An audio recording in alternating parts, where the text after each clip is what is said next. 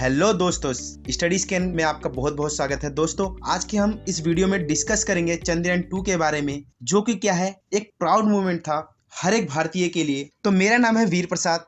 तो दोस्तों, चंद्रयान 2 क्या है, इंडिया का सेकंड मून मिशन था चंद्रयान 1 के बाद, जो कि सक्सेसफुली लॉन्च किया गया 22 जुलाई 2019 को 2:43 पर दिन में।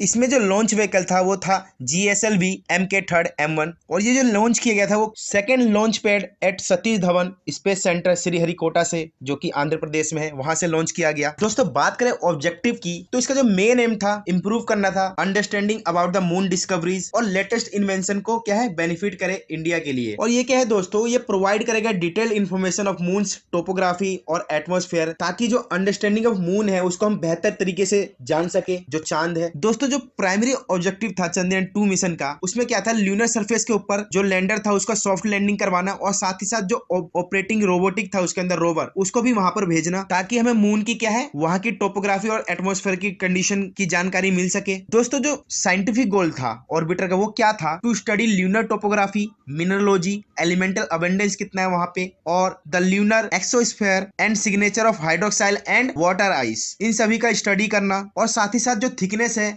ल्यूनर रिगोलोज की ऑन दी सरफेस, उसका थिकनेस को स्टडी करना, ये भी इसका ऑब्जेक्टिव था। बात करें बैकग्राउंड की, तो दोस्तों इस प्रोजेक्ट की शुरुआत 2007 में ही हो गई थी, एग्रीमेंट के साथ between India space agency ISRO और रसिया रोस्कोमोस फॉर म्यूचुअल कोऑपरेशन। जब 18 सितंबर 2008 को मीटिंग होती है बाय द यूनियन कैबिनेट, जिसको की चेयर करते हैं प्राइम मिनिस्टर मनमोहन सिंह। इसमें क्या होता है, इंडियन गवर्नमेंट इस मिशन को अप्रूव कर देती है। हालांकि इसरो ने जो स्केड्यूल टाइम था तब तक फाइनलाइज कर दिया था जो पेलोड यूज होने वाले थे चंद्रयान 2 के लिए, लेकिन मिशन को क्या है पोस्टपोन करना पड़ा इन जनवरी 2013 में, और उसको रिस्केड्यूल करना पड़ा 2016 में, क्योंकि रसिया क्या है लैंडर को डेवलप नहीं कर पाया था उस टाइम पर। दोस्तों, इसके पीछे का रीजन जो था वो क्या था, 2012 में क्या होता है, डिले होने लगता है construction of the Russian lander for Chandrayaan 2, क्योंकि जो रसिया का फोबोस ग्रूंट मिशन होता है टू मार्स, उसमें क्या है फेलियर हो जाते हैं। और दोस्तों, जब रसिया ने ये बोला कि हम 2015 तक भी लैंडर को प्रोवाइड नहीं कर पाएंगे, तो जो इंडिया के साइंटिस्ट है उन्होंने डिसाइड किया कि वो खुद का अपना लैंडर डेवलप करेंगे ल्यूनर मिशन के लिए इंडिपेंडेंटली। और इस तरह दोस्तों चंद्रयान 2 मिशन की शुरुआत हुई। बात करें बेसिक इंफॉर्मेशन की, तो जो टोटल मिशन का मास था वो 3.8 टन था, और जो इंटायर प्रोजेक्ट था उसका कॉस्ट 978 करोड़ रुपए टोटल कॉस्ट था, जिसमें की 603 करोड़ जो था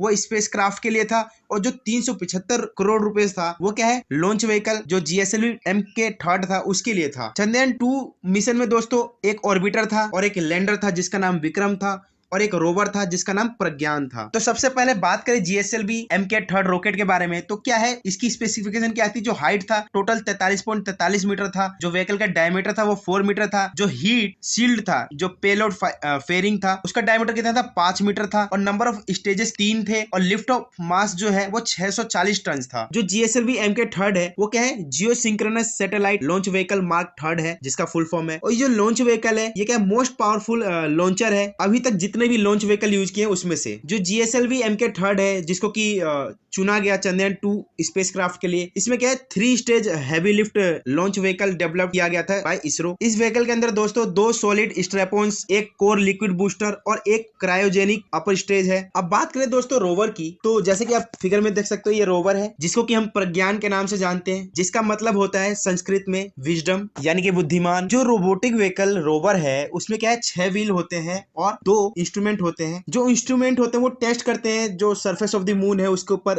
मिनरल एंड केमिकल कंपोजिशन, और साथ ही साथ सोइल और रॉक फॉर्मेशन के बारे में। और जो डाटा को कलेक्ट करते हैं around the south pole region, उसको क्या है कलेक्ट करने के बाद जो इन्फॉर्मेशन होती है उसको सेंड कर देते हैं विक्रम लैंडर को। उसके बाद जो लैंडर होता है वो डाटा को सेंड कर देते हैं ऑर्बिटर को, और फिर जो ऑर्बिटर है वो डाटा सेंड करते हैं इसरो सेंटर को। और जो ये पूरा प्रोसेस है इसमें क्या है 15 मिनट लग जाते हैं इस पूरे प्रोसेस को कंप्लीट होने में। तो हम ये कह सकते हैं जो प्रज्ञान है रोबोट है वो टोटल 15 मिनट लेता है जो इसरो सेंटर को क्या है डाटा पहुंचाने में। दोस्तों, जो डायमेंशन है रोवर का वो क्या है 0.9 इंटू 0.75 इंटू 0.85 मीटर है, और जो पावर है वो 50 वाट का है, और जो ट्रेवल स्पीड है वो कितना है 1 सेंटीमीटर पर सेकेंड। प्रज्ञान में एक इंस्ट्रूमेंट था जो कि LIBS यानी कि लेजर इंड्यूस्ड ब्रेकडाउन स्पेक्ट्रोस्कोप था, जो कि laboratory for electro optic system LEOS Bengaluru से मंगाया गया था। दोस्तों, LIBS का जो मेन ऑब्जेक्टिव था वो क्या है आइडेंटिफाई आइडेंटिफाई करना जो elements that are present near the landing site. और लैंडिंग साइट पे एलिमेंट्स को आइडेंटिफाई करने के लिए क्या होता है, इसमें क्या है, लेजर पल्सेस को फायर किया जाता है अलग अलग लोकेशन पे, और जो उसके बाद रेडिएशन जो निकलती है फ्रॉम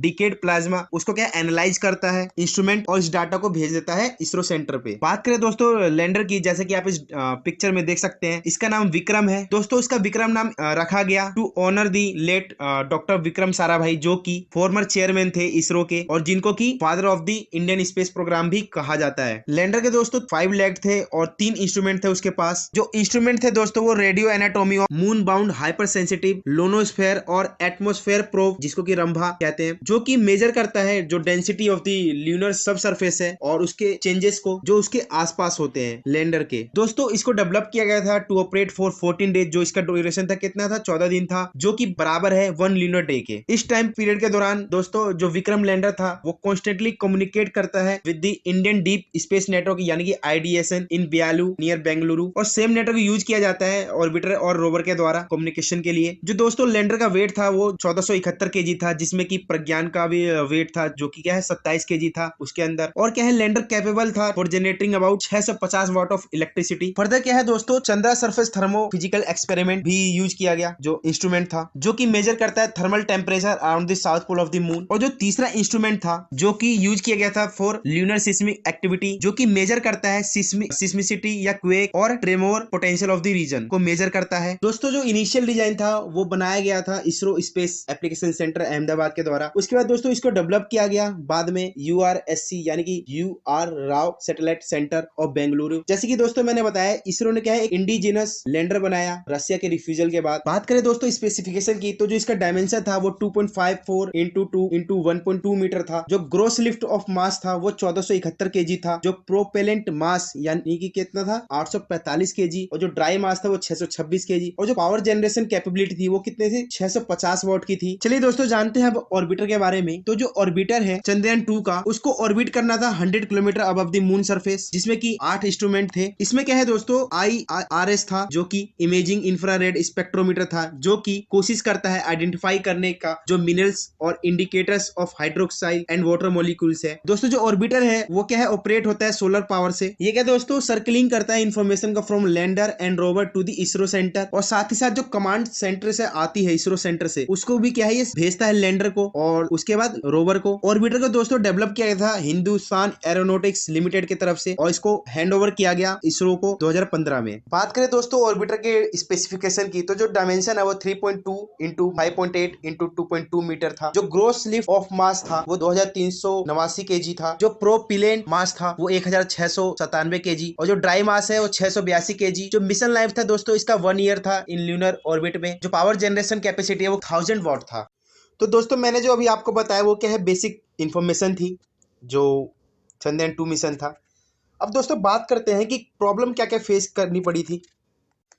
तो दोस्तों इस मिशन को स्केड्यूल किया गया था 15 जुलाई को 2:51 पर AM, लेकिन कुछ टेक्निकल प्रॉब्लम्स होने की वजह से फ्यूल कंडक्टर में इसको क्या इस मिशन को लॉन्च नहीं किया जाता है उस दिन, और ये स्टॉप कर दिया जाता है 56 मिनट 24 सेकंड पहले यानी कि 1:55 पे AM, जो कि अनाउंसमेंट किया जाता है फ्रॉम मिशन कंट्रोल सेंटर से। ये टेक्निकल प्रॉब्लम है, इसको नोटिस किया गया था जब क्रायोजेनिक फ्यूल को लोड किया जा रहा था उसके दौरान। बात करें दोस्तों मिशन डिटेल्स की, तो चंद्रयान 2 ने शुरुआत की अपने मिशन की जो जर्नी था 22 जुलाई 2019 को मून के लिए 2:43 पर दिन में। लैंडर ऑर्बिटर पेयर का एंट्री होता है इनिशियल एलिप्टिकल अर्थ ऑर्बिट में। उसके बाद दोस्तों क्या है ट्रांसल्यूनर इंजेक्शन होता है इनका। दोनों इनिशियल एलिप्टिकल ल्यूनर ऑर्बिट में एंटर करते हैं। आफ्टर ऑर्बिट इंसर्टर्स लैंडर और ऑर्बिटर क्या है सेपरेट हो जाते हैं। जो ऑर्बिटर है वो इवॉल्व करता है 100 किलोमीटर सर्कुलर पोलर ऑर्बिट में जो ल्यूनर सरफेस है, और लैंडर सेपरेट होके ऑर्बिट से लैंड करता है on the surface of the moon in the high latitude areas near the south pole. लेकिन इसी दौरान क्या होता है लॉस ऑफ विक्रम यानी कि इसरो के साथ कांटेक्ट जो है लैंडर का वो क्या है संपर्क टूट जाता है। जो लैंडर है उसके साथ क्या है रोवर भी होता है। 7 सितंबर को ये घटना होती है। और दोस्तों ये जो संपर्क टूटता है वो सिर्फ और सिर्फ 2.1 kilometre from the lunar surface जब रहता है तभी संपर्क टूटता है। जो इसरो के चेयरमैन के सिवान है वो कंफर्म कर देते हैं कि जो लैंडिंग है वो स्मूथ नहीं हुई है या तो हार्ड लैंडिंग हुई है वहां पे। स्पेस एजेंसी अटेम्प्ट करती है to communicate with the lander जो कि टम्बल होता है है और टिल्टेड पोजीशन में होता है। हालांकि जो चंद्रयान 2 मिशन का ऑर्बिटर था वो ऑर्बिट करता है 100 किलोमीटर ओवर द मून, जिसके पास क्या है 8 इंस्ट्रूमेंट थे जो कि